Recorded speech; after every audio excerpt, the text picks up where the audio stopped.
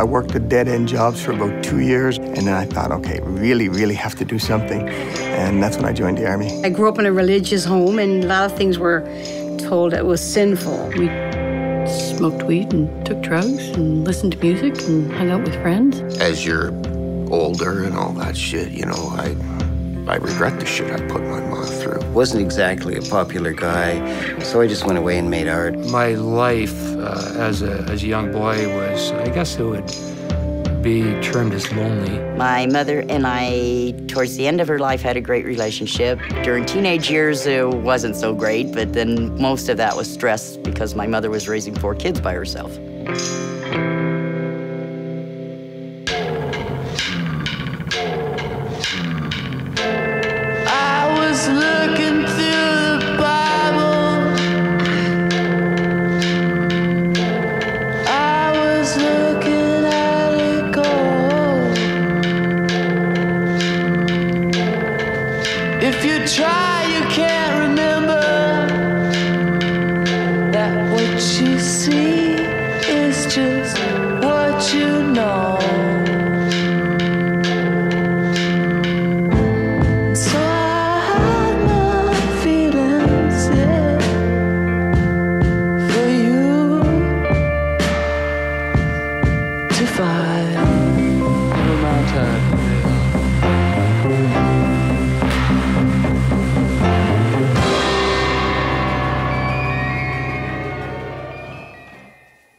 You ever seen a white boy with a cock below his knees? Huh? I got a tattoo that totally pays for it. Well, it has totally paid for itself. You know, you're a troop. You're half in the bag. I bet you $20. I got a cock below my knees. And it was just fun. I got my first tattoo on my 18th birthday. One of them's a little like backward Z. And they called it the warrior's ruin or the death ruin or something like that. The first tattoo I got was a memorial tattoo to my late husband. Not sure that he would have approved, but he wasn't here, so I went ahead and did it. And I said, tonight's the night. Steve said, okay. And the tattoos were $10 a piece, the ones we wanted. Steve, I think, like I said, he rigged it. He said, you know what? It'd be nicer to get a really big one. So why don't we get one for $20? And I said, okay. He said, I'll flip. So he flips the coin, and I won. So I got the $20, and I picked the snake, because I like snakes.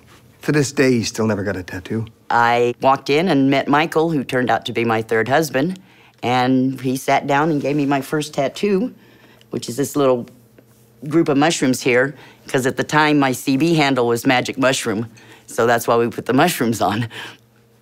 I told her I finally got a wedding ring, and I went like this, and it was perfect. My good buddy Arden passed away a number of years ago, very suddenly. I had this naked woman put on, sitting on top of a tombstone. And Arden would love that. The most meaningful? Probably this one. That says son on it. My son Drew has the matching one that says mum on his arm. And next to that would be the cupcakes and candy on my leg. They're probably the same because that one's a tattoo from my daughter. I've always called her Sweet.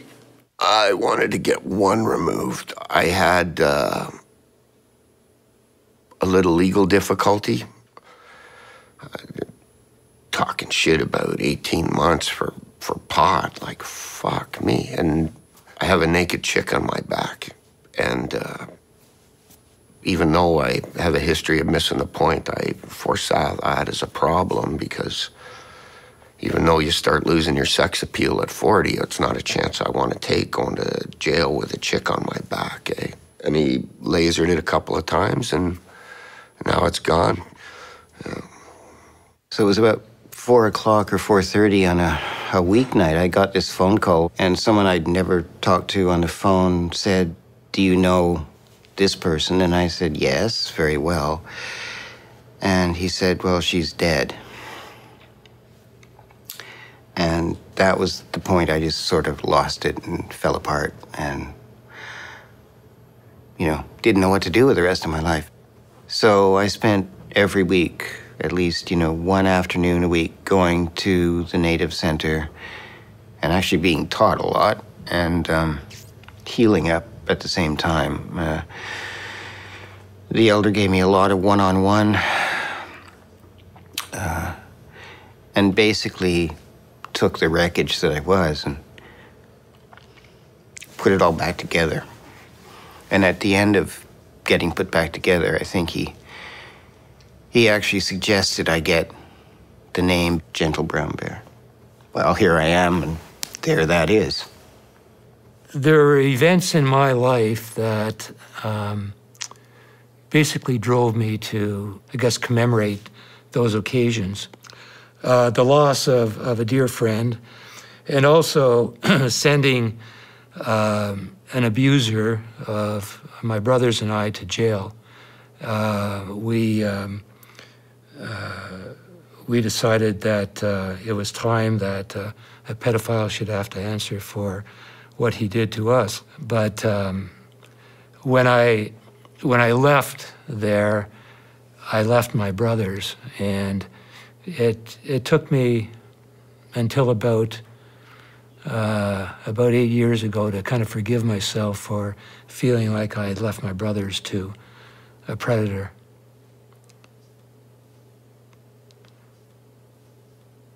And so these folks took me in and gave me a place to live, but had it not been for them, I wouldn't be here today. Yeah, and I have Michael's name on my hip. You know, we got married in '99, and he died in 2001. We were married about 2.5 years. The surgeon came out, and he said, good news, bad news. And I said, okay, let's go for the good news. And he says, we didn't have to bag him. I said, let's go for the bad news. And he said, 6 to 12 months to live. And he made it to August 9th, 2001, when he passed. And I liked Michael. He was very quiet, very soft-spoken, even though he looked like a badass. He scared a lot of little children, but... As happy as I was, inside of me, there was things that I wanted to do, things I wanted to say, and rather than say it, I just suppressed it. And then I got sick and went to the doctor and had bone marrow done and was diagnosed with leukemia. And the doctor said, you got a 90% chance of surviving. And I thought, that's really good odds, right? 10%, I'm not going to worry about that 10. When I realized I've come out of my leukemia, I finished my treatment, I thought, oh my God, you know, I've been given a second chance in life. I always felt like I was in a cocoon, you know, like listen to everybody else's rules and follow the regulations, but I was never really Bernice. Something Bill said to me when he was very ill, very close to the end of his life, was that he did too much of what was expected and not enough of what he wanted. And I've tried to live the past few years of my life bearing that in mind, trying not to do what's expected, but what I really want to do. A lot of women, too, if they had to listen to their husbands. I didn't like that part, you know, like if they said you can't do this or you can't do that, they didn't do it. Some friends of mine decided that I should meet a newly single friend, and we had a very nice initial meeting, and everything's going great, and I decide to let the chips fall and take my hoodie off, and she basically rules me out of her life, just like that. It was kind of like I'm back being 17, 18, 19 years old, where people are stereotyping me. I'm standing on the platform, and she loudly says to this granddaughter, look at that lady with the tattoos. So I got on the subway, and doesn't she follow me and sit beside me and lectures me on why I should not have tattoos. And she got off with her grandchild, and the young woman that was sitting beside me said, I can't believe she spoke to you like that. I said, yeah, it happens all the time. And I just figure opinions are like assholes. Everybody's got one, and they all stink. So it's like, you just ignore them and travel on with life. It's a fun part of getting old. Actually, I don't have a tattoo. I've always wanted one, and never had enough nerve to do it. And I remember telling my husband, he said, what do you want to get a tattoo for? That's a silly thing, you don't want to do that. And I said, yes, I do. And one of these days, I just might, you know, and here I am. If you've got a buddy who's a tattoo artist and he's saying to you, hey, are you sure you want to get this? That should set off alarm bells. My body, my tattoo. Your opinion is like, well, we all know what I think about opinions. Let the pain begin. And I've seen things changing in the world, and women becoming more outspoken and taking on a different role, a different attitude of life. It's me, and it's the culmination of everything I have been. I'm at the age now that I just don't care. I've never really cared what other people think, but now I really don't care. I said, well, I wanted to get a tattoo, and I got drunk, and I got the tattoo, and that's the end of that. This is literally skin deep, and I am who I am, and if you don't like it, too bad. Yeah, I'll just be an old, wrinkled, tattooed lady. I mean, you'll still be able to know it's me. I think I'm a butterfly at this stage of my life now, for sure, because I live like I sit in a cocoon. And I think I'm beautiful now. I like who I am. I'm happy.